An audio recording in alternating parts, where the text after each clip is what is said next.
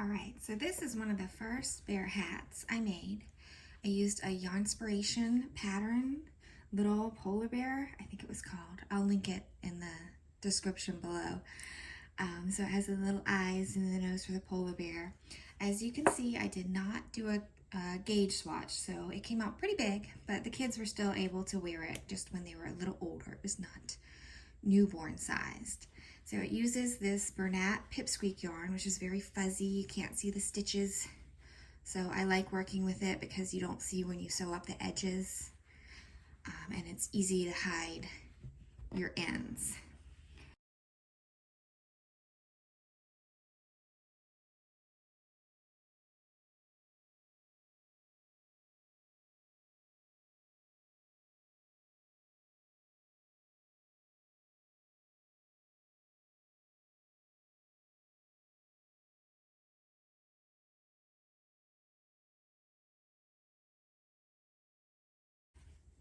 So for the pattern I made, which ends up looking like this, quite a bit smaller, more newborn head sized. And for this, you cast on 20 stitches, and then you just knit until it's about 10 inches long.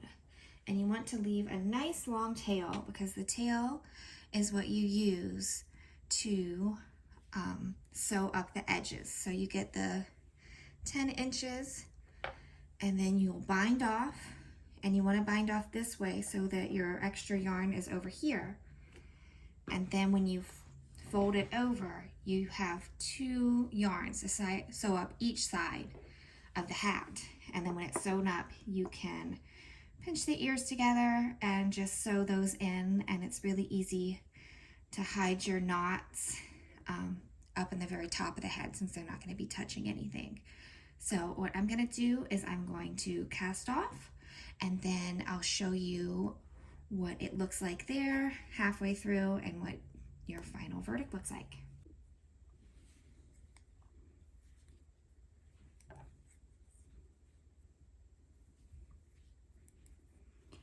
And you want to bind off loosely so that your edges will line up with your loosely bound on long tail method cast on.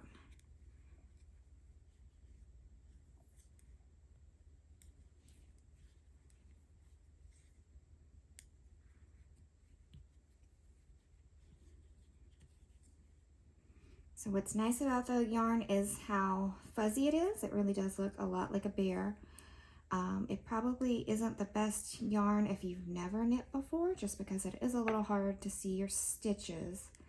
And when you're first starting out, you want to be able to see the stitches so you know exactly what you're doing. And it would be a difficult yarn for if you dropped a stitch. It would be kind of hard to find it in the big fuzzy mess.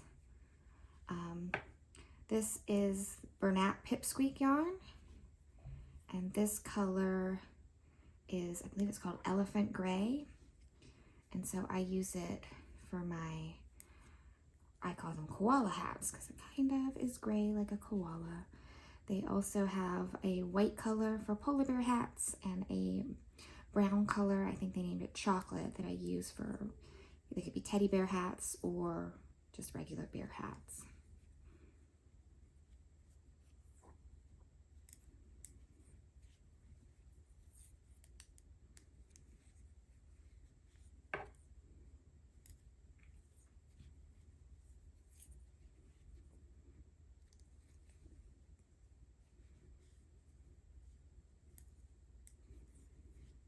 And this is a pretty quick project to knit. I cast on and knit like 1 row last night before bed, and then I did the rest today.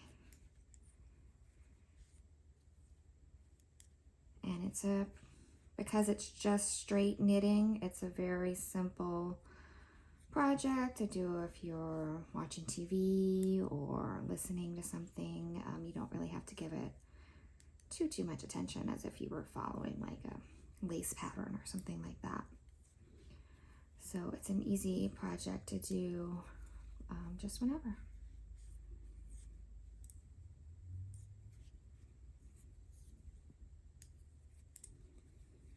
almost to the end. I am not the fastest knitter.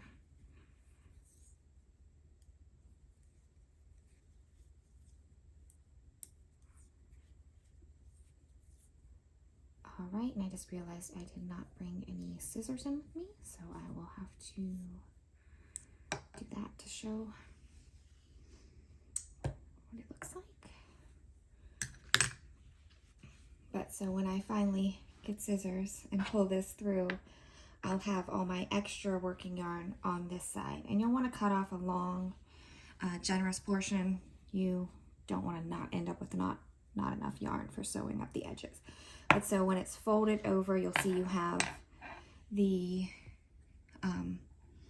yarn over here. Once it's cut from the main ball, you'll be able to work with and sew up to the edges.